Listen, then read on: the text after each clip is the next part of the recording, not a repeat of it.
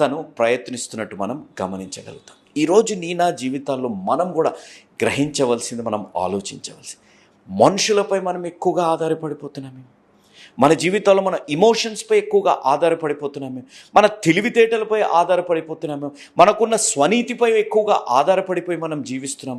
ఇలాంటి విషయాలలో మనం ఆధారపడి జీవించడాన్ని బట్టి దేవుడి నుంచి మనం దూరం అయిపోతున్నామేమో ఒక్కసారి మీరు ఆలోచించండి. హెజిక్యా లాంటి వ్యక్తి, దేవుడు మెప్పు పొందుకున్న వ్యక్తి, దేవుడైన ప్రార్థనను విని కన్నీరు చూసి తుడిచిన వ్యక్తి, అలాంటి హెజిక్యా ఐగుప్తులపై ఆధారపడటం ఎంత బాధాకరం. ఈరోజు నా జీవితాల్లో కూడా మనం గమనిస్తే మనం ఆలోచించవలసింది. మీరు ఇప్పుడు చూడండి, తమ్ముడిని నిలబెట్టాను. ఈ తమ్ముడిపై నేను ఆధారపడుతున్నాను, అంటే ఇంకొక మనిషిపై నేను ఆధారపడుతున్నాను. ఈ మనిషిపై నేను ఆధారపడుతుంటే ఈ మనిషి నన్ను మోయలేకపోతున్నాను. 1 నిమిషం మోయగలుగుతాడు, తర్వాత 2 నిమిషాలు మోయగలుగుతాడు, తర్వాత నన్ను